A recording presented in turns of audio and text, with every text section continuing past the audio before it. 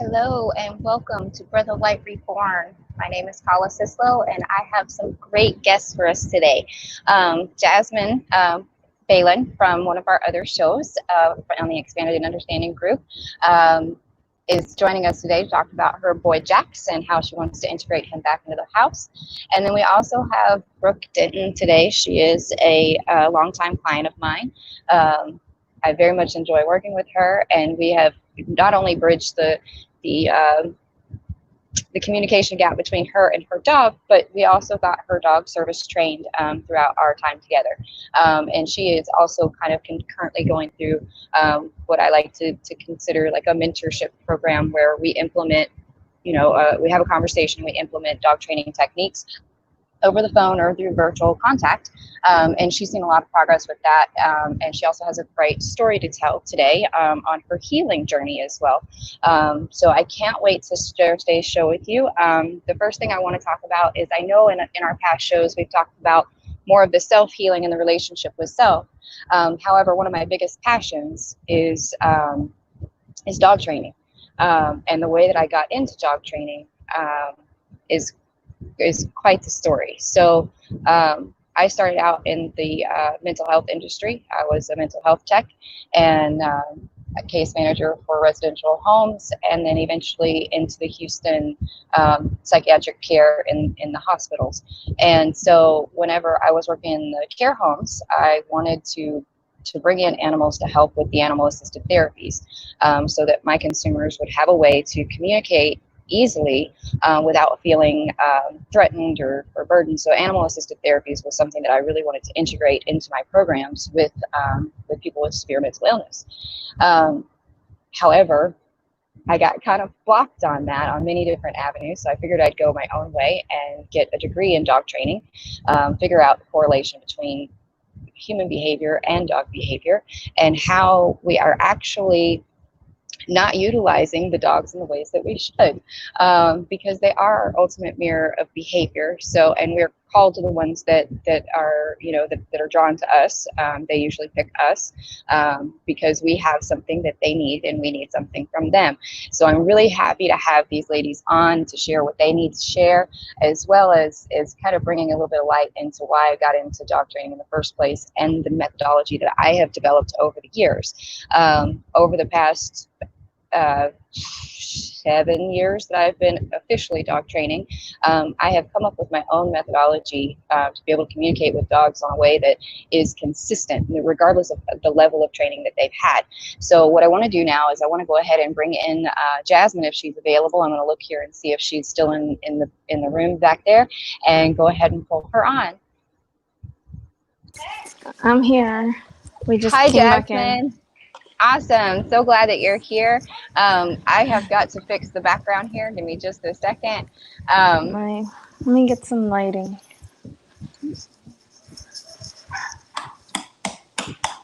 What have I done?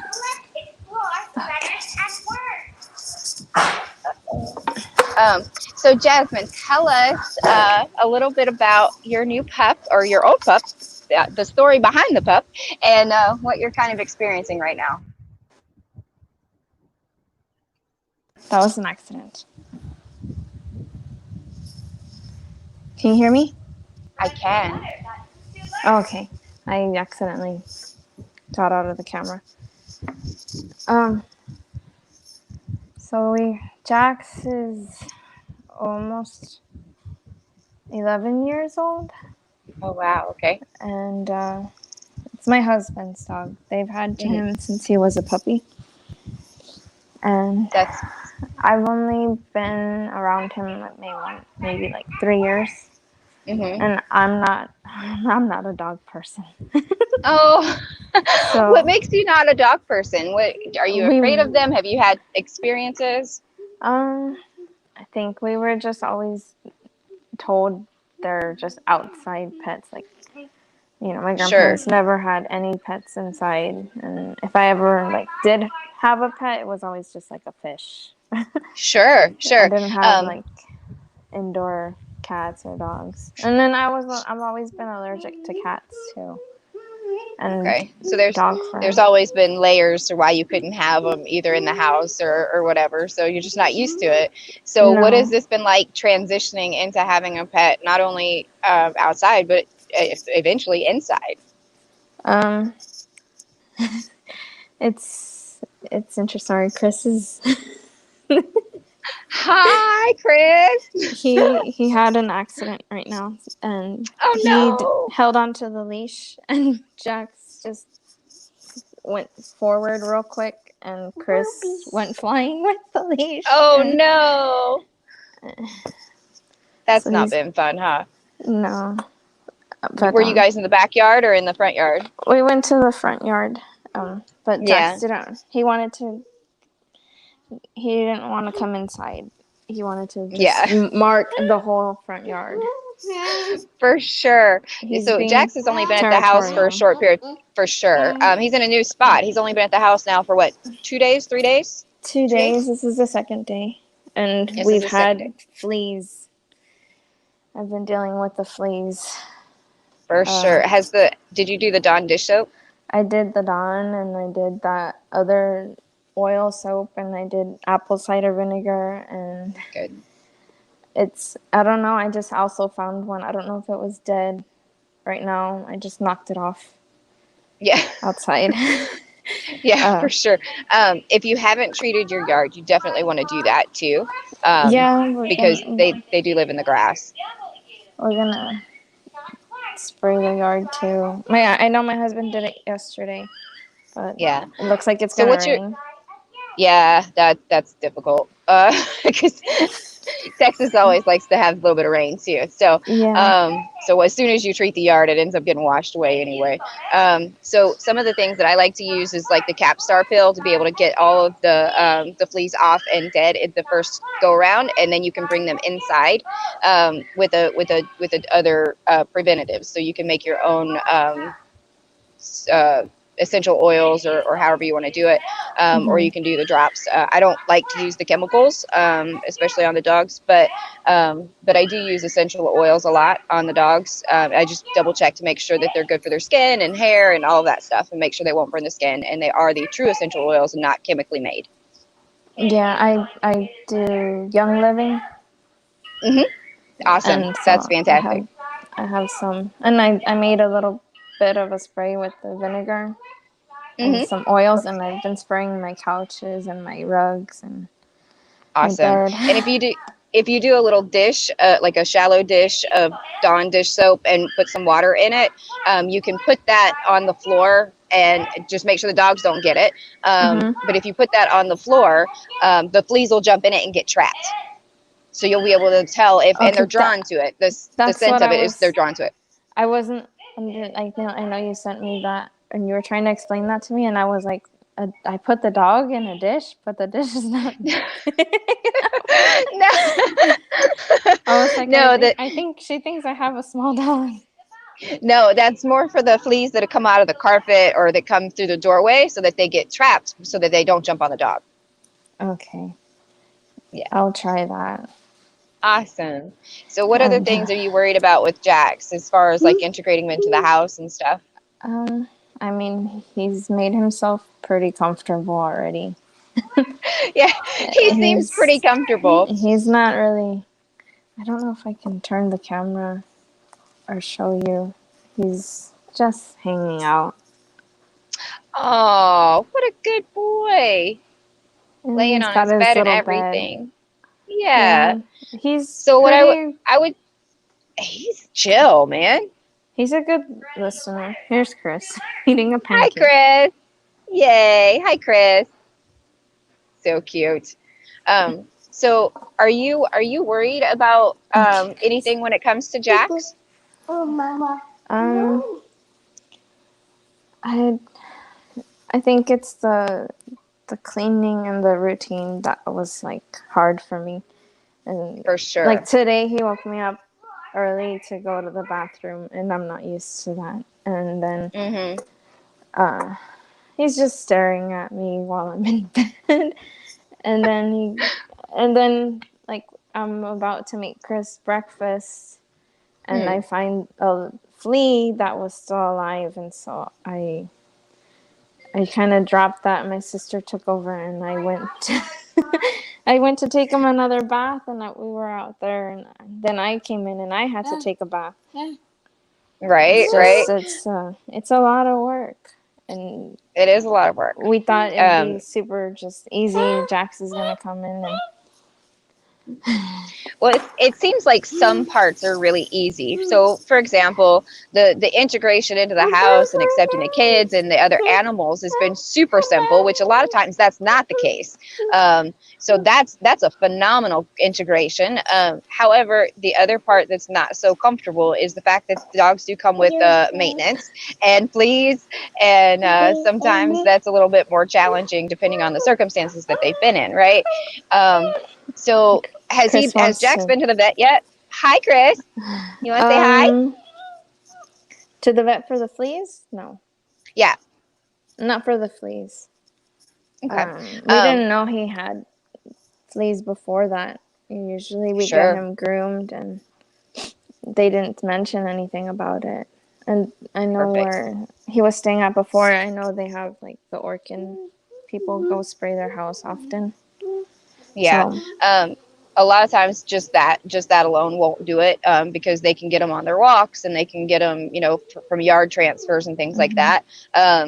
So what I would highly recommend, especially if it's going to be a continued problem, is to make sure that you do go see your vet to make sure that he gets on the proper dosage of medication for the fleas. As much as I don't like it, to Texas, you got the fleas and you got mosquitoes. So you definitely want to, if he hasn't been taken care of, you do want to get a heartworm test as well, because that is extremely painful, and it's transferred by the mosquito. And Texas mosquitoes are like hawks. Yeah, I know. So that would be my first suggestion. And a lot of times you can call a local vet or even the Humane Society and see if they have some resources for you to be able to get the medications that you need at a discount, especially if you're taking him in from an undesirable situation. I know he has a vet that he sees, because I think he does. I know that he does take the heartworms. Oh, perfect. Good. He hasn't had it recently though, because everything was closed for a while. Yeah. And so we need to go and get it again. And then I think he also has his arthritis. I think he's. So with the arthritis, how are you treating that? I don't think he takes anything for it. No. I just that my sister said that when he gets up, he wobbles a lot. Yeah. So he's a little bit wobbly, but he's it happens for sure. Yeah, I mean, it happens with them at advanced age. He knocks over your kid, right? He's got plenty enough strength. He almost knocked me over too, honestly. Oh wow! So is it only when you're out front when he's on leash? Whenever he does that? Yeah. Well, right now. Yeah. We had him tied up because of the fleas, but I haven't let him run around too much in the yard yet, just until I get this whole flea stuff situated. For sure. Let's see. So what I can do is I can send you a whole bunch of different links for home remedies and things that I've used for fleas in the past. And you can use which one resonates with you. But I do recommend definitely getting in touch with the vet just to make sure that, with everything being closed, that he gets a heartworm test. He's been outside, definitely with the summer heat, you want to, and the fleas and all the things. You just want to make sure that he's checked out really good.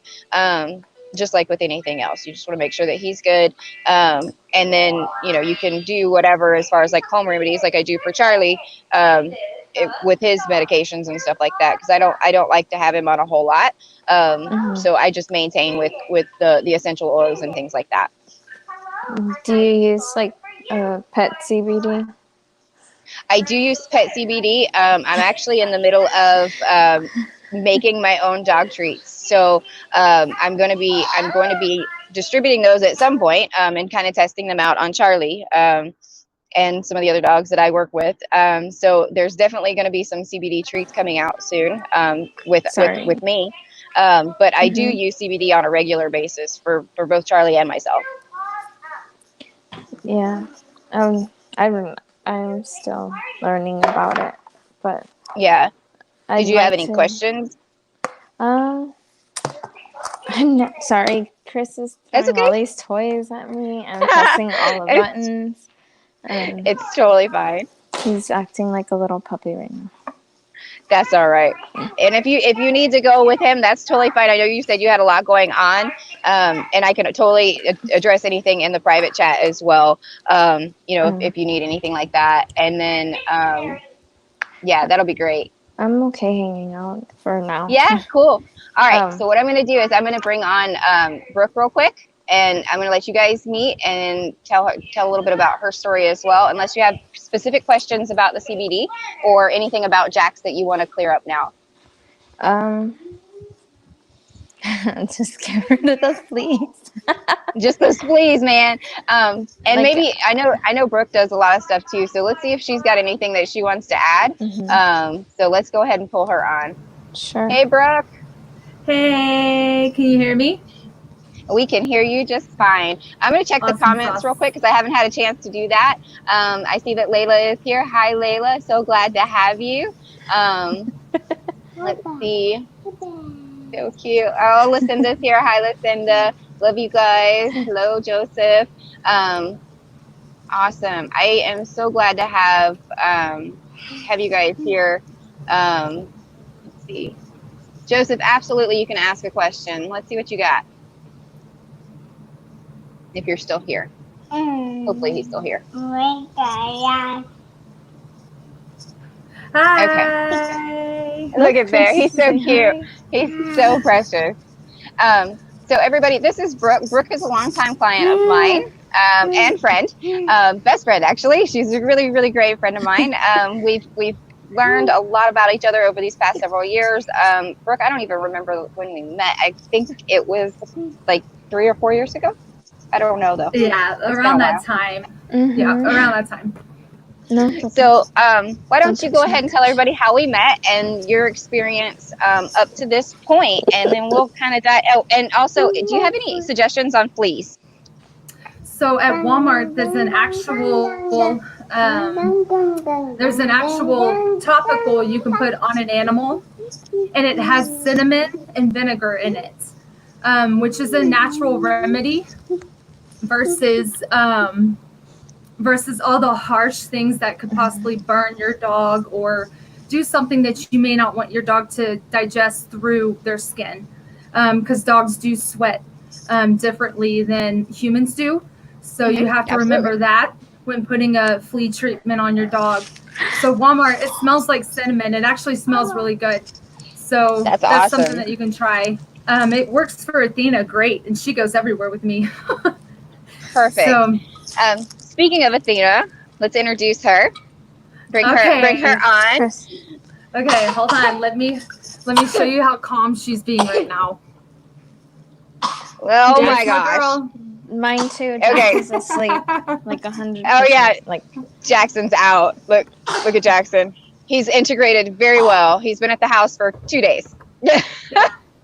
So I try not to say her name, because when I say her name is when I command her to come to me. So I'm trying not to interrupt her sleep. Absolutely. Okay, so when I met Brooke and Athena, we met to do a behavioral assessment for service dog training, and we met at a local grocery store. And I knew that I was walking into a 1-year-old German Shepherd and somebody that had a military background. And I knew that was going to either go really, really well or really, really bad. And what happened was Athena did well in certain aspects until Brooke was gone. And then she lost all of her shit. And then it was, we couldn't get her back on focus, and it was a downhill slope, right? So when it came to the progression of our stuff, we had to hang on just a second, guys. We had to come up with a plan to where they were making maximum amount of progress with the least amount of monetary expense and time.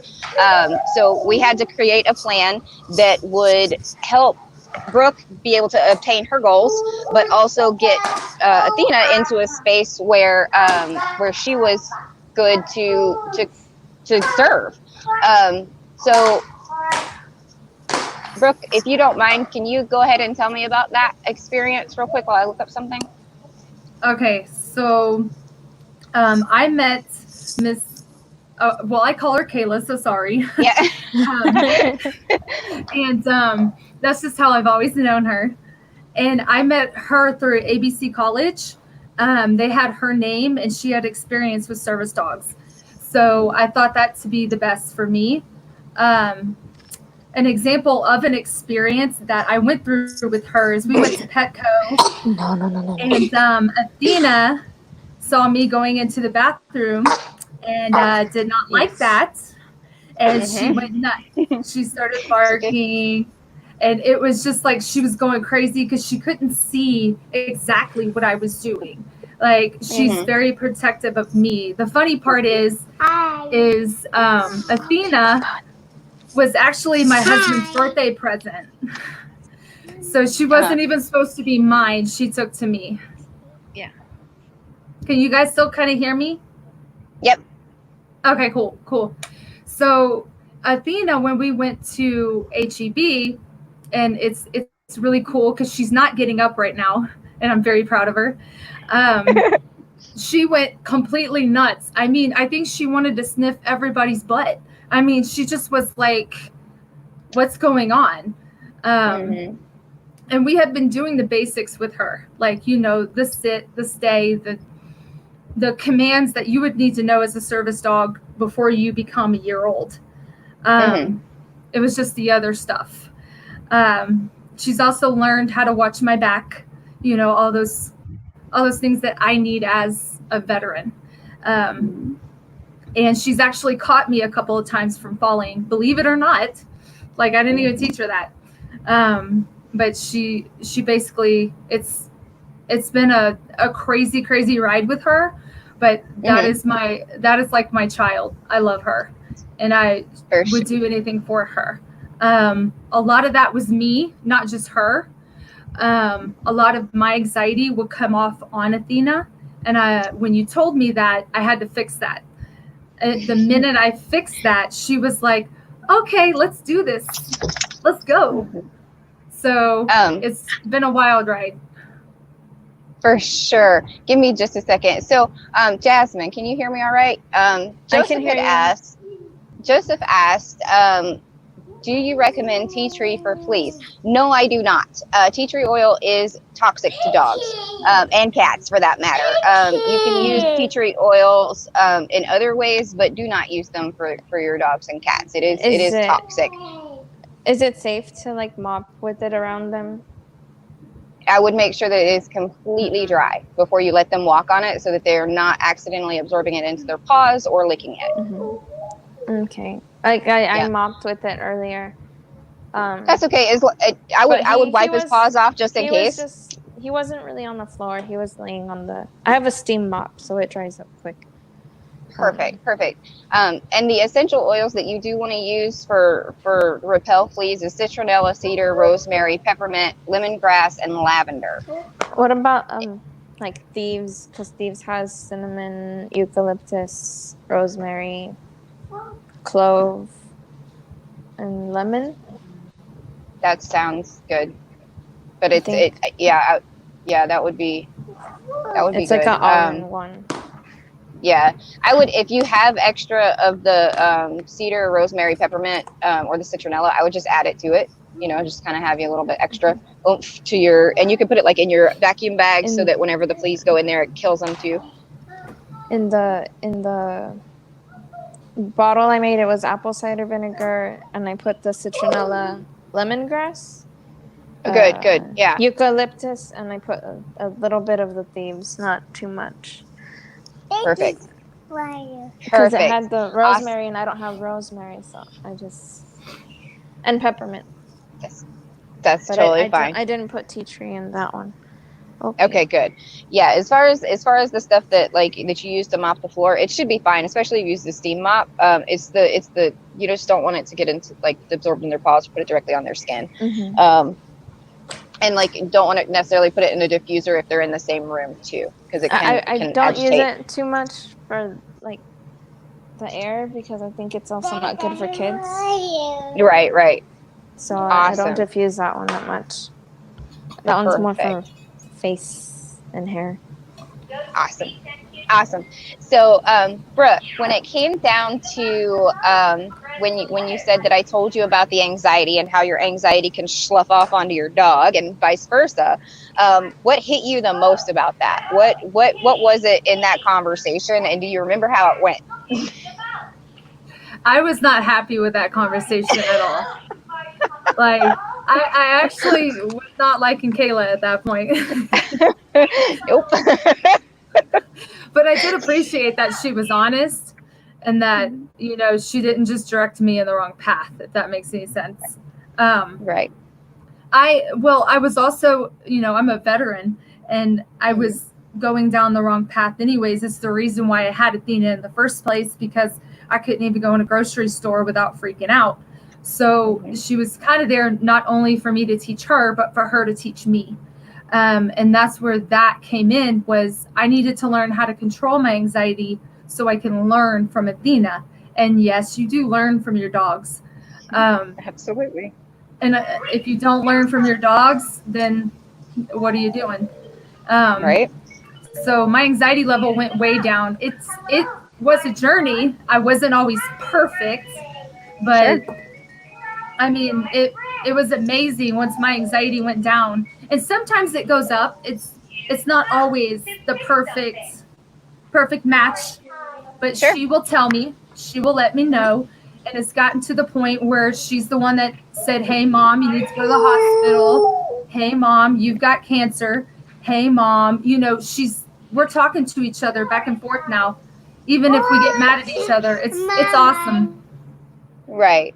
So that was a good point. Nobody knows your story here. So let's talk a little bit about that. So when we first met, you were pretty angry. You were pretty upset. You still felt like a victim. There was a lot of projection in your world. And as well as mine, because we attract what we are, right? So the reason why I was able to help you so much is because I saw a lot of myself in you. Although I'm not a veteran and I haven't experienced the same things that you have, there was a lot of traumas in my past that I wasn't ready to deal with on a bigger level. So whenever you came into my life, I was like, oh, here's somebody that I can help, because guess what? We've been through similar things. We've been through similar experiences, and we're both extremely strong women, and we can do this, right? And so what I started to pick up on was when Brooke would hold her breath, Athena would respond weird. She would do stuff that was odd. You know, she would start to move away from us. She would no longer engage in training. There was a level of decoherence, if you will, between the communication. And Athena would start to panic. And especially when Brooke went behind closed doors. So some people will say, oh, that's just separation anxiety. Well, it could be a small portion of it. However, the larger portion of it was there was no trust that there wasn't going to be something happen to Brooke when she went behind that closed door. And Athena immediately goes into protection mode of, I don't know what to do because my mom's freaking out. And with my mom freaking out, she's not breathing, she's not doing anything. So I need to be scanning my environment all the time for whatever impending threat is coming, when nothing was coming. We're trying to do a training session in the middle of public with, you know, we've got cameras all around us. We're completely safe. Everything's good. And Athena's going, no, it's not, because mom's doing this. And, you know, that, oh, something's going to go wrong. Or there's going to be somebody coming around the corner, but you're completely unaware that your physical body is responding in this way. And that's what I had noticed with you. And I also see it myself. You know, that's why Charlie does the way he is. So when I discovered that, we started doing breathing techniques. We started doing affirmations, and we did what other things that you can remember? I know we of course we had basics and things like that, but it was more of the metaphysical side of it, doing the affirmations, identifying the root causation of the anxieties that were present, and then diving into how you can practically work with your dog to get to that point where you were able to go, my dog's listening consistently. So a huge issue was, the biggest issue was me. It wasn't even Athena. Like, Athena knew how to listen. It was me who didn't. So you turned it around and you said, okay, Brooke, look, you need to calm down. Let's take a deep breath. Let's calm down. And then look how she responds to you. I mean, you would physically show me. And if you didn't physically show me, it's like you knew. It's like you're the dog whisperer, the female version. Like, that was the biggest thing, was the fact that I myself had to calm down. Because if I myself didn't calm down, she wasn't going to respond to me. You basically taught me how to talk to my dog. Hi. Right. Is hi. Yeah. I had him on mute. Bridging the communication gap between a human and a canine is very simple. The fact of the matter is that if we don't breathe appropriately, and that means doing deep belly breaths, the dogs are going to be looking for something that is going to be engaging in a fight or flight response. They're going to be looking for it because you are prepared for it. But if you calm your breath down and you center yourself and you imagine in your head exactly how you want the dog to respond, what happens is this dog picks up on that telepathic image and it will immediately respond. But if you give slight cues, like looking at their butt when you want them to sit instead of staring at their eyes, because you want that to them is threatening behavior, then you have clear communication with your dog. You're looking at the body part that you want to move. You're breathing appropriately. You're centered in yourself. You're imagining what it is that you want. The dog will immediately respond. Within 45 seconds, you have a dog and you haven't even had to say a word. So, you know, with you, a lot of times you've been grilled when it came to the Navy. You were yelled at and you were screamed at. It was this. You're going to do this because I said so, right? And so you immediately try to put that onto Athena. And Athena's like, I don't really respond to that. No, and she definitely told me, she was like, yeah, this is not going to work. Not going to work for me.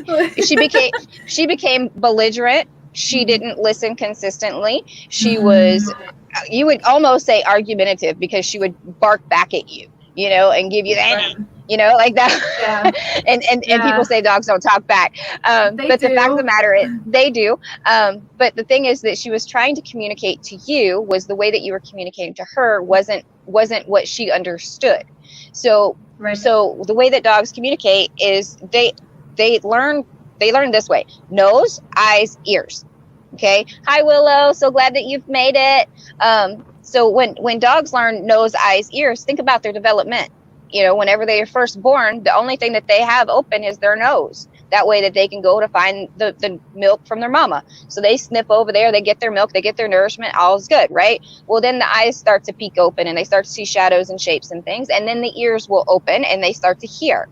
But the thing is that the ears don't open first. So we want to communicate with our mouths first and expect them to understand the language that we're telling them.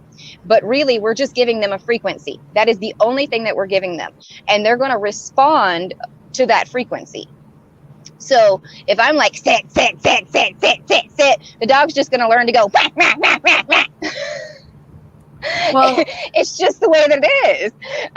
Or if you know, and so like with us, whenever we did our training, and you would do the leash walking and you're doing constant corrections with her, she just learns to just keep pulling against you. Whereas if you were to stop and change the directions on her and you keep her trying to look for you, or to keep up with you, or to predict where you're going, her mindset completely changed. Yeah. She's not looking for something to chase. She's now looking to please you and to appease what you're doing. So 90% of my dog training is no talking at all. And it's funny you say that, because now I don't really have to talk very much at all. Sometimes, like when she wants to go somewhere, sometimes I just say, okay, what do you do? And she sits without me saying sit, you know, and then she'll sit there until I open the door, and then I'll tell her, okay, come. And she'll sit right beside me until I lock that door. And then that's when we leave and we go to the car. So now it's because I'm so relaxed. She's like, okay, I'll listen. Exactly. And Jasmine, that's another thing. Like whenever you're kind of reintegrating Jax in, remaining very relaxed around him, and very calm, and picture what you want him to do before he does it. You know, like those things are hugely important because dogs learn in still pictures. And I guess the only thing I guess I didn't think of, because I have not had him inside, but I did worry about him taking Chris's snacks, because he did try. Yeah, And Chris will be walking around eating something, and Jax will like go up to him, and he makes that face like, "Are you gonna give it to me? Are you gonna give it to me?" right, and right, right. and I don't, I'm trying not to. I know with my in-laws, my father-in-law would give him anything, everything, Sure. and he would eat people food, but I don't think I want to do that, especially because if Chris is eating something, he's just gonna take it out of his hand. Absolutely. And Absolutely. So what I would do for that, is definitely, anytime that you see that Chris has a snack, kind of play referee for several days to where you're between the dog and him, and then give them time to be together and let Chris tell him no. Chris You know, does. but He actually did. He says, "No, Jackie boy, no." oh, so sweet. So That is Chris, so sweet. he says Christopher's food or Christopher's snack. Oh, oh, that's perfect. He So wants me so as to long put as you can his back that up. laptop up like mine, so he can Oh, video chat. that's so cute. He's so cute. He's so Okay. precious. Um, so what was I saying? Da, da, da, da, da. Oh my God, that is too cute. Yeah, That is it's too this cute for words. little, and it's a puppy. Aww, how sweet. Oh, with the dog eating it from the baby's hands. So I do a leave it game. I love doing leave it games with the dogs and the kids and stuff like that. So that they have an idea of how to engage. How old is Chris? 3. 3? Awesome. So most of the gameplay will be you, but he could give the dog snacks, but they're given in a different way, you know? So instead of coming from his hand, he puts them down for them, and then he gives them a cue to pick it up. So that would be one Jax way I could get. actually, he knows those. Mhm. He knows tricks. He says, "Okay, wait," and then he'll wait, and then you say, "Okay," Perfect. and he'll eat it. But Awesome. he gets when no one's watching, he's like, "No one's watching, so I'm gonna go for it." Yeah, the I opportunistic dog, right? So when it comes to the opportunistic dog, setting up scenarios where you have things set up for him, um, where you intentionally set them on the floor and he's supposed to move away from them. So that just lets him know that unless he hears that cue word, and a lot of times if you're using okay as his release word, okay is an everyday conversation. So you can be like, okay, bye, and he's gonna go hang out and go get a treat, you know. But if you use the specific word like break, release, free, or freedom, most likely he will only respond to those cues when you want him to go get it. So you might want to just think about changing the cue, and if he's already learned it, it's just a matter of changing the cue. Yeah. I don't know how I would do that. I've never ever trained a dog. Well, the good thing is I do private training sessions too, and I could do it with the whole family. So I could do it either virtually or if I end up coming down, like I'm hoping to, then I can come hang out and do some dog training with you. But we could totally do it in a private session as well. I'll see. Okay, yeah, no problem. It's something I still have to. So, huh? No, I would have to tell my husband or something if he was. Yeah, totally. Okay. Yeah, that got me. Sorry. Okay. No, that's totally fine. He just hit himself in the head with it. Oh, poor baby. Oh. Poor baby. Just... All right, we're gonna let's see, Brooke. Let's go Yes. ahead. Let's finish out your story. So we got through the first part of where we first met, and Athena was going crazy. We implemented how your anxiety was affecting her and vice versa. And what steps did you put into place that you can remember, the very first steps that we put into place that made the biggest difference in her behavior? In her behavior well, you did want me to go out and practice in places that allow animals. Right. The environment is a huge thing for a dog, meaning they need to know their environment first before you make them repeat what they're doing. If they get sick of what you're repeating, to just kind of relax and walk and just walk it off. And that's what we did a lot of. We would go outside of HEB so she would get used to big crowds. Went into Home Depot and got her used to the way kids walk up to her or the way adults want to pet her. You know, she was in training. She wasn't a service dog, but that was a big part of the process, was doing that. And if I went to another state, I have to do the same thing over. Get her used to that environment. Then from there, you can move on, because they're just like humans. We all have to get used to where we're at. Right. And then so go ahead. The reason for that is dogs don't generalize behavior. When it comes to the way that we expect them to behave when we get to a spot, because they're, we've already taught them these things, right? And I was actually talking to somebody about this earlier today, where they're great if you've got a treat. They're great if you've got, X, Y, and Z, but you shouldn't have to rely on a treat. You shouldn't have to rely on any external circumstances. You should just be able to rely on your cues with the dog, whether they be verbal or physical, and they be a reliable. They reliably give a response. But the fact of the matter is that's not normal, because people don't take the steps to generalize behavior for their dog.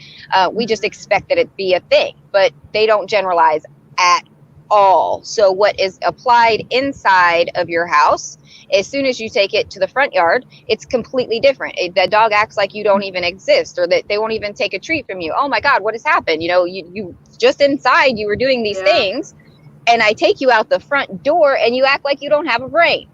And that is a very common call I get, where people are just like, I don't know what to do. Well, have you trained in all of these environments? Have you taken the time to acclimatize your dog to meeting people? You can't just expect a dog to meet somebody and not meet them the way that you meet them. When I say that, what I mean is most of my people, they call me about like a dog that barks at the door.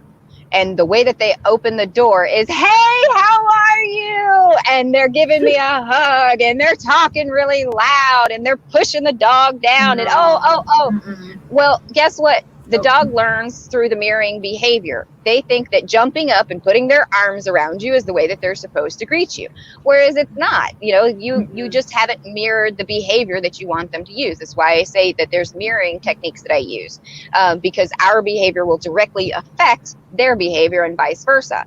So if I want my dog to be very calm at the door, or whenever I'm going out in public, I have to expose them several times in a row to those stimulus, so that I can get a reliable response before I add distraction. Because if I add distraction, duration, or distance to any of these things all at once or one at a time, I'm going to get a different result. So if I'm in the house and it's quiet and I'm in one room, awesome. I get a reliable result every single time. I've got a treat every single time. Now I add the variable reward system, and I get an 85% success rate. I'm going to keep doing it till I go back up to 100. I'm not going to move and go into another environment. Nope. And then I bring in another person. Now I've changed two things about the environment. I've changed that I'm doing a variable reward system, and I've added a person. So now they're like, oh, here's a person. Oh, I'm so excited. And you keep doing that process over and over and over until the dog goes, oh, no matter who I meet, it looks exactly the same. And if you started out with a high value reward to start, and then a variable reward system where you're working a lot like a slot machine, then you're going to get consistent results, because just like the slot machine, we never know when they're going to pay out, but we still go. Yeah. Well, for Athena, she's not treat oriented at all. No, she's play oriented. Yes. But she only gets play when she does her job in her vest. When she is out of her vest, she still has to mind her manners, is what I tell her. And she still has to do what I tell her to, but it's a little lax versus her vest. So it's not as uptight. But when it comes to people coming to the door, she lays down. I tell the people at the door, hold on, I will be right with you.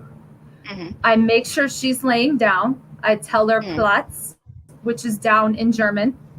And Right. then I tell her, stay. I open the Right. door nice and slowly, nothing too sudden, because if you do it too sudden, then you just lost all contact with your dog. And Right. then I let them in the door. I don't say, like you were saying, I don't go, oh my God, hey, how's it going? I politely enter them into my home. It's telling my dog that, hey, I'm okay with these people in my house. I'm okay with the environment and it changing. So she will sit there and she will lay down. She may growl a little bit and be like, hey, what's up, guys? What are you doing here? What are you really Sure. doing here? But she eventually stops and forgets they even exist. Sure. And that's the And way it's she supposed goes to be. and does her own However, thing. yeah.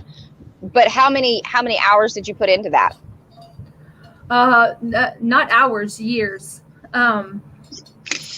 So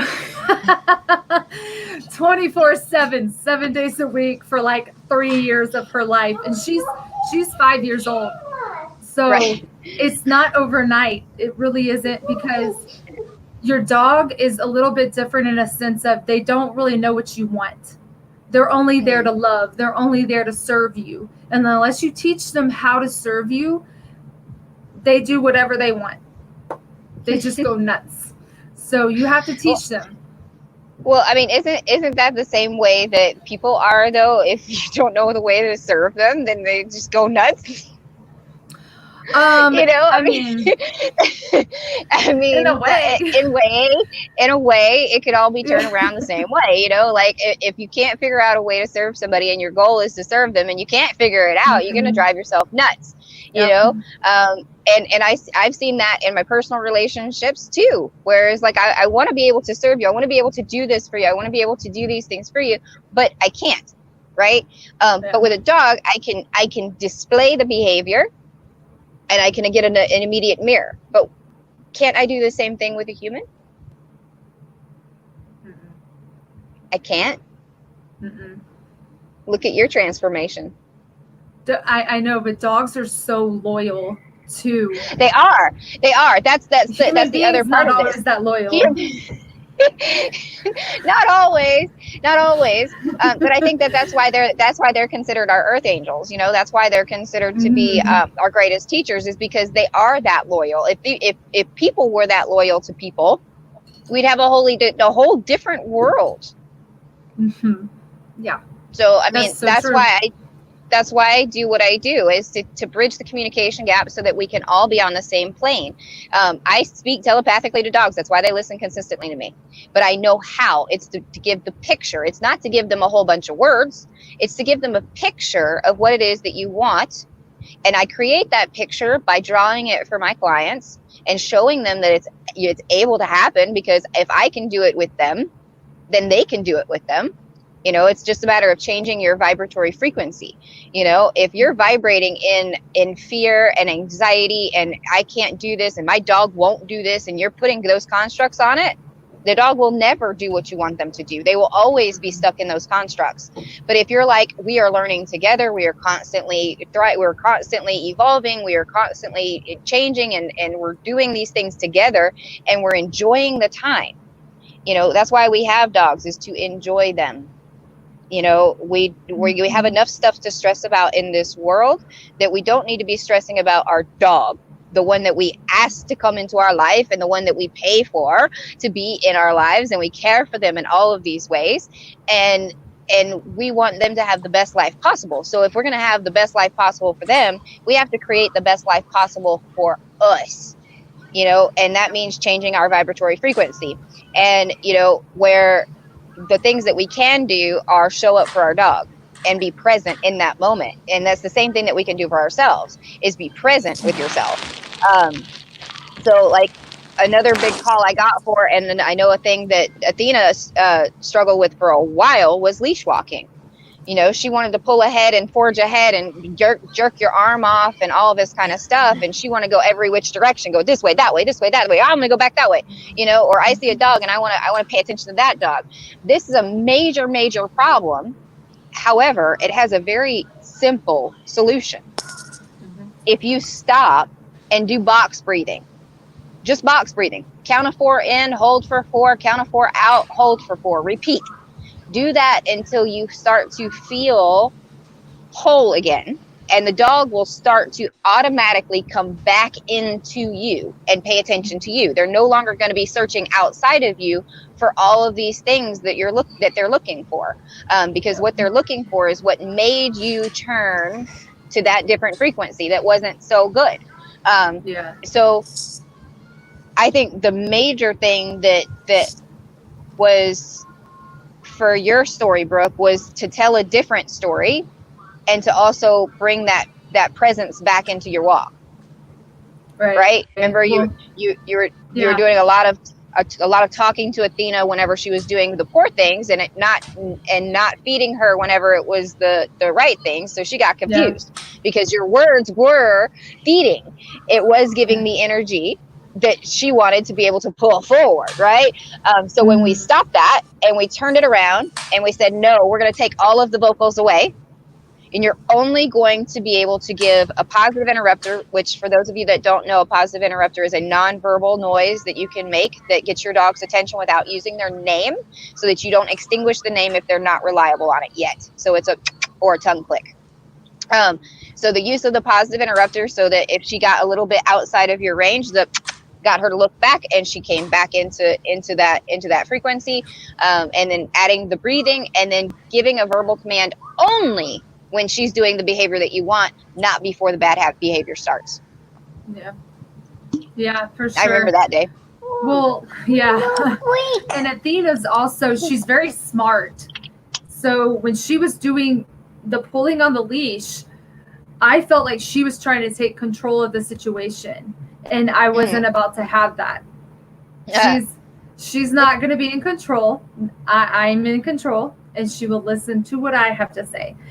And it's partly it's her breed. Her breed just wants to and go and do it. They want to save the day. They want to say hi. They want to do this and they want to do that. And she just had to learn how to calm down along with me, because I want to do it all too. I was about to say, you just described yourself, babe.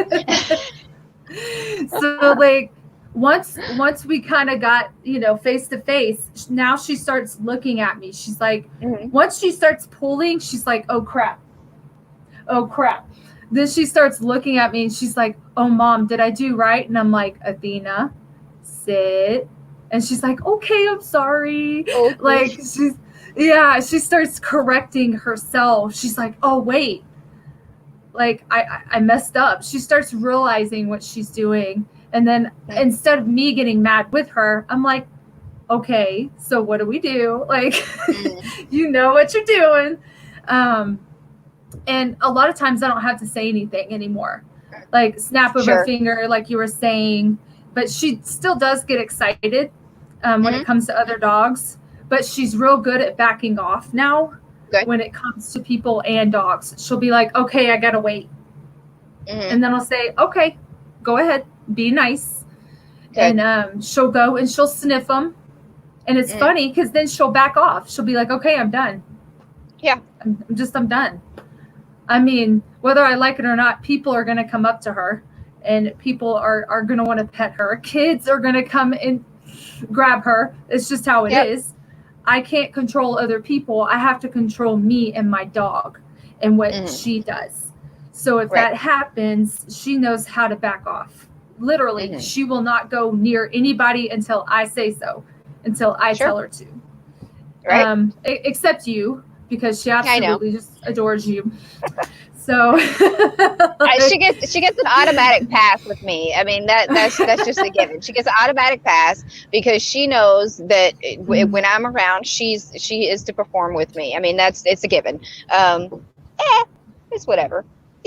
Jasmine, have you I want to ask Jasmine, have you had a chance to or have you worked with either of the dogs that are at your house on sit or down? Well, Jax went to puppy school. So he already knows. Is he reliable with his? Oh, that's great. So is he reliable with just a verbal command, or does he have a physical command, or what? He's good in that verbal. He With a verbal? does.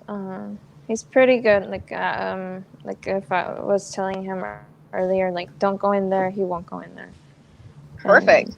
don't sit on the carpet or sit there. Like he'll go to his bed. That's awesome. I mean, really the only thing that you got to worry about with Jax is the fleas. Yeah, my sister's dog, she's training him, and he's still a puppy, so he's still like trying to do his own thing at the same time. But he's also pretty good. He doesn't bark at night and all that. Like Good. he barks at Jax, but because he wants to play with him. Yeah. But I'm keeping them away right now because I don't want double fleas. For sure. So with your sister's dog, how is she training? Is she doing treat training, or I'm sorry? It how went is out she the doing the audio. training? Oh, I said, how is your sister doing the training with her dog? I'm not too sure. She's just the commands sit, and Okay. she'll try to teach him Athena, tricks. come. And he does shake hands. Good. And he likes to dance too. Oh, how sweet. How sweet. Are there any other tricks that you want the dogs to learn? Hi. Good girl. Not necessarily, because Jax is pretty good. He's really like calm. He's not. I mean, he can jump when he gets too excited, but he doesn't do it often. Athena, come on. Yeah. Awesome. Like he's been asleep this whole time, and I actually found another flea that was moving. Oh, so no! I'm just like, I took him. It can take a couple of days for them to dry out too. So, yeah, I'm gonna take him to the vet tomorrow, hopefully. Very good. Very good. Chris is having fun back there. Hi, Theta. This is him all day. All day. Mm-hmm. How cute. How cute. My concern for having Jax inside wasn't so much him being inside, it was Chris. Like, he'll pull his tail, and I'm telling him, don't pull his tail, don't feed him, and all of those things. So with Jax and Chris, if you see that Chris is getting really interested in trying to like pull his tail or lean on him or anything like that, what I would highly recommend is, like, anytime you see that, like, go over there with some snacks and give Jax some snacks while Christopher's doing that, so that he has a very positive association with it. Hi. So cute. Are you having fun? He's enjoying looking at himself. Totally awesome. So Brooke, what are some of the things, since you've moved again recently, what are some of the things that you've noticed that are more difficult with the transition? The environment, the people. Is it when you say the environment, is it just because everything has changed, or is it more along the lines of, it's just a different setup altogether? I don't think it's just Athena who needs to get used to Colorado. I think it's me and my husband. She sees that change in us. Sure. So she's trying to go, I guess, catch up with us is what it is. Yes, it is the environment, but it's not just for her. It's for us as well. We're still calm, but it's still kind of hectic because of the Army stuff and, the things we're going through. And, she just got through being in a kennel while I was in the hospital for cancer. So she's still catching up with that, of getting back to where we were in the first place before I ended up in the hospital for 30 days. So she's trying to catch up is what it is. But the environment is a big part, because the people here are not like the people in Texas. So they're not on the same vibration as me or the you. friendly people. They're not friendly. No, Here in I'm saying Colorado, here they're in not. Texas. I moved from Oh, California to Texas, and it's different. it's Definitely. a difference. It really is, and they're just they're always negative, and I try to bring positivity to my dog's life, so that way she can function as a dog. But they just not here in Colorado. Yeah. Everybody's different. So again, I can't. I think a lot of it can also be the weather. Hi, Chris. Hi. You are so cute. So yes, the environment is a big deal. I'm getting choked out there. Hold on. Where'd you go, Kayla? Sorry, Charlie guys. Charlie was in need of some water. I'm in the van and it is 97 in here right now. So Ouch. yeah, it's a bit much. So I had to make sure he had a little bit of water. So what did I miss? I'm so sorry. I was just saying the environment. That's all it is. Yeah. Just not just the mountains, not just the altitude, not just the people. It's everything. It's coming together and getting used to that. Sure. Have you been able to, since you've been there, have you been able to do any kind of, I mean, I know you do training with her every day, but what are some of the techniques that you've used to help both of you acclimatize, or do you need some help with that? You know, I really don't know how to acclimatize in this type of climate. To be this high in elevation, I'm not even sure. Like, sure. Texas is so easy. I can say that she loves the snow because when I got here, it was snowing. She pretty much jumped in the snow and was like, yeah, I got this. But then it got hot and she was kind of like, wait, what do I do? Type thing. Yeah. And it's not humid. It's dry here. So it's just a total difference for her. Her fur got drier, you know, and she ended up having intestinal issues because she's just not used to it. Right. So, and the intestinal issues, guys, if you do have a dog that has intestinal issues, whether it's, you know, a new place, new food, or new treats, or any of that, if you use canned pumpkin in their food, in their regular food, that definitely helps absorb all of the acid and it pushes everything out. So it is a very useful tool to have with you all the time, especially if you're traveling a lot or if you're introducing new food, especially for training or anything like that. Yeah. So the vet has told us not only pumpkin, but your light olive oil. It must be extra virgin light olive oil.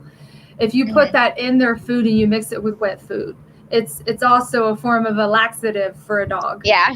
And it coats their stomach because what really happens is the acid is not growing like it's supposed to. It's overproducing. So I had to introduce that back to her. And trust me, it works. For sure. Yeah. And sweet potato, that was kind of in her diet, was sweet potato. Just to kind of make sure that food went through her system and she had the proper protein and moisture in her body. For sure. So let's talk about whenever you found out that you had cancer. How did that go down? Because we primed and prepped Athena for service work, and she's guided you, and she's done all of these things, and she, you know, she watches your back, and she's done all of this great consistent work. But when it came down to the moment that you knew that something was wrong, what did that look like?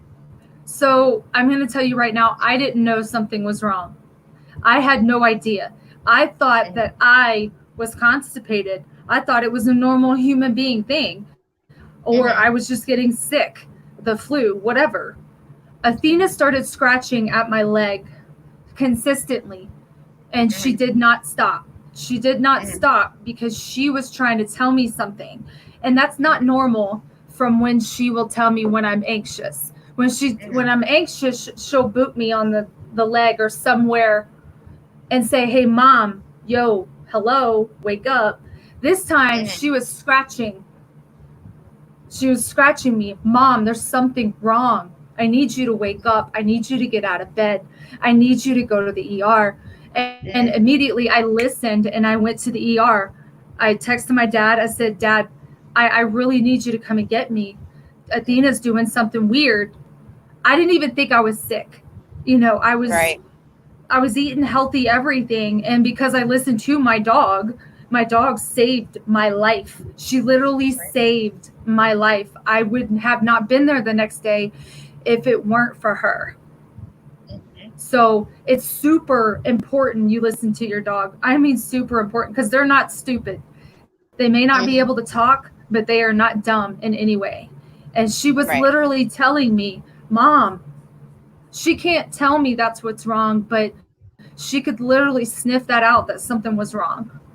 Right. And I had Right. and I had 4.5 liters of liquid in my stomach that I thought was just something I needed to take a laxative for. Right. Right. Um, so when it came down to your diagnosis and the process of healing, um, what were some of the things that you feel like were the most helpful in your journey? Obviously, Athena, she was a major factor in that for sure. Yeah. But what other things do you feel like were major catalysts in you going into full remission? Positivity.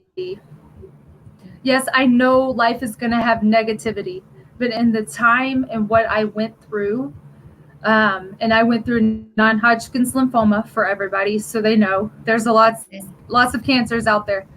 Yeah. Positivity and being one with the universe. Believe it or not, that Mm-hmm. works. Yeah. um, and saying your affirmations and meditation and music that is positive in your life. I'm just a music person, not everybody is. Mm-hmm. Um, and things that just keep your mind from going to depression versus or negativity versus positivity. I know Right. it's probably not healthy to not be negative or and always be positive, but in that instance, your psychological mind also keeps you healthy. Yes, the doctors were doing everything to keep me healthy, but I have to do my part. I have to be Right. positive. And what really kept me going too was, yes, Athena, getting back to her. Mm-hmm. I was like, I need to get back Mm-hmm. to my dog. I want my dog back. I want her back. Right.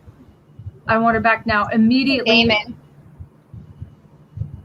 Damon just came in Aw. on the chat. Sorry. Oh, hey, Damon. um, I mean, my husband helped too. My husband coming on emergency leave from boot camp, and that really perked me up. Kayla, of course, you know, she's over here like, oh my God, what happened? But she was a huge help. But the meditation and being one and saying, I am this, and not living in the cancer and not saying, I am the cancer. I am me. I will survive this. I can do this. It will happen. That really helped me survive within 5 months of Yep. chemotherapy. It's all Yep. about affirmations and what you want to be. Yeah, well, it's the frequency of which you want to admit. So not Mhm. only did your dog help save your life, but through the affirmations and readjusting your frequency, you were able to stop the cellular chaos that was created from the things that you weren't actually processing. Yeah. So to honor, and I think this is most important when it comes to all of this, is that yeah, we do want to be positive. Of course, you want to have a positive outlook, but honoring the shadow side of self, honoring the process of what you're going through, making sure that you are actually processing your emotions and where they're actually coming from will help you not only with the relationship with yourself, but also with your dog. Because the more that you understand the way that you are vibrating in this world, the more that you will understand the way that the dogs are seeing you, because they don't see what you're trying to portray to other human beings. They see what's inside of you. And if you are hiding things either from yourself or from others, they will bring it to Front Street. and they will let you see exactly what it is that you need to see, whether it's a cancer or it is in your daily walks, or if it's in any other behavior that they've decided to display. It is ultimately a mirror of you. So how did you go about honoring those harder feelings, either with Athena or without Athena? What were some of your coping mechanisms, or are your coping mechanisms when it comes to dealing with not only cancer in your life, but having a service dog and going through military transitions and your husband being gone, all of the things? Those are really difficult spaces to be in. So how do you honor those lower frequencies whenever they do come up? I'm going to say I honor myself and who I am. I never forget who I am in those instances, because the military is just the military. I will always be me. Laying in the bed, yes, I did cry. I still cry today. I'm going to admit it. Whatever. It's just tears. Sometimes you have to cry to get all of those feelings out. I'm a crier when I'm happy, when I'm sad, and when I'm mad. I either I like when I get angry, I cry. So it helped to do that. But remembering who you are also helped that. As well as breathing. I do a lot of breathing exercises. Again, meditation and affirmations. I am this. I am bubbly. I am me. I am love. I am who I want to be. I will leave this and go to bed and deal with it tomorrow. Like all of these things I do on a daily basis. If you don't train your unconscious mind, there is no way to move forward. There's you stick in one spot, and I just, after having to almost die the next day, I didn't have time to stick in one spot. I had to move forward, and I had to find out how to move forward real quick. Thank God I had military training. Like that's a thankful thing. And letting go of my emotions. So does it hurt? You know, them sticking a tube in my side, did that hurt? Yeah. And I let them know that. Yeah. I said, oh, by the way, this doesn't feel good. But at the same time, a smile on your face does the same thing. They say that a smile over the phone makes somebody else's day. It's so true. When you smile, the rest of the world feels it. They really do. And that's what kept me going, is just knowing I can be me and who I want to be. Because if I live through it, I can. Right. So that's my smiley girl. That's my smiley. Yep. Always smiling. Yep. I mean, throughout our journey together, I feel like you have grown tremendously throughout the whole thing, because not only have we had dog training together, but we've had business together, we've had conversations, or we're damn near sisters, soul sisters, however you want to break it down. But throughout this whole thing, you know, you've shown up consistently for yourself. And I think that's why you made it to the 5-month mark and being, you know, in full remission, is because you didn't give up on yourself, and you constantly are seeking to better your situation, whether it's, you know, through the mirror of your dog, or through the actual mirror, and doing the actual mirror work, and looking in there and saying, you know what, I am going to survive this. I am worth this. I am worth, you know, being on this planet. I am amazing. You know, I am a completely rad person, and I need to be here. I have a purpose. And whenever it came down to, you know, whenever I started out my soul plan for dog training, and I bridged the gap between the human psychology and the dog psychology, my main goal was to be able to help anybody that has either PTSD or any kind of psychological disorder to have a dog that could assist them in these ways. And the fact of the matter is that you being one of the very first clients that I had in Texas, and now you actually fulfilled that entire thing for me. Of the reason why I got into dog training. So I want to thank you for just being consistently awesome and showing up not only for yourself, but for Athena every single day. You put in amazingly hard work. And you, every time that I give you a suggestion, whether it's an affirmation or a kick in the ass, you put it into play immediately. And you never, ever, ever ask me like, why am I doing this? No, you just put it into action because you trust the process. And it's just incredible to watch. It's incredible to watch. Your journey has been something that is, I talk about you a lot. That's because you love me. I do. I love you so much.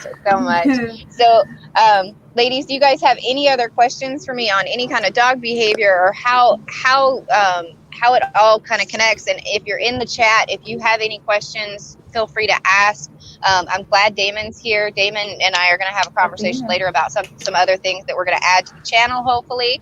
I've got a lot of different things that I'm going to be bringing forward in the future shows, not just my dog training and the metaphysical healing aspect and meditation, but I'm also going to be bringing a fitness aspect into the channel as well as some food. So you're going to be getting a whole different version of the Breath of Light Reborn, because we're going to be getting aspects of all of my life, not just the pieces that I like. So it's going to be fun. And I'm going to challenge myself to make new videos, not only of the dog training, but fitness videos that I can share with everybody. So anyway, hi Athena. Look at that baby girl. Say hi. She's so good. So good. Before we go, Brooke, before we go, do you want to run her through her commands real quick? Let's see if she'll do it. I'm like not gonna force her or anything. Let's see. Hold on, let me get my computer to where I can do it. Okay. I just want to see. I honestly just want to see how she's responding. Jax is just knocked out cold. Yeah, knocked out cold. He's doing his job. He's doing perfect. He's integrating. Let's see him. Let me see if I can. Hold on. Oh my gosh, he is so out. Can you see her? Can you see her? Yeah. Athena, I can see come. her. Hey, Athena, come. Athena, sit. Good, sit. Yeah. Athena, pop. Good girl. Athena, up. Okay, Athena, down. Good girl. There you go. So nice, awesome. Brooke, we may talk about later on doing some video tutorial videos with you and Athena if you want to. So we may do some small content. Jasmine, please keep me updated on the flea situation, and if you need any other resources or anything like that. And if anybody else has any questions, feel free to hit me up on either Facebook or Instagram. If it's Facebook, it's Khala.Syslo.7, and if it is Instagram, it's at Khala Syslo. At Khala Syslo. I think that's all it is. And of course, you can always get me on Expanded Understanding. And if anybody is, we're still supporting the Bebo tribe. So if you want to donate, feel free to check out the comments and links below. $4.50 allows us to feed a whole family for a month. And then if I can't wait to see what's coming up on the next couple of shows. I know there's going to be some changes coming up to Jenny's show here on Expanded Understanding. And I would love some feedback on what you guys would like to see moving forward. So other than that, ladies, I'm going to let you go because it's getting hot in here and I got to go. Sorry, I was so distracted today, but I enjoyed being on here. It's totally fine. I know you had a lot. We're so glad to have you. So glad to have you. Thank you for sharing your story too, Brooke. Thank you. An incredible story. It's just, Chris really wanted to play. Yeah. He's a kid. That's how they go. Totally. It was such a pleasure to have you here. And if you need anything at all, feel free to hit me up on the messenger. And hopefully I'll get to come down and see you soon. So that'll be awesome. And then Brooke, let me know about the clients in Colorado and the stuff on the military base. I would more than happy come out and see about that. And I am taking deposits for any of the appointments that you guys may need. And yeah, other than that, we're going to close it out for today. I love you guys and we'll see you soon. Bye.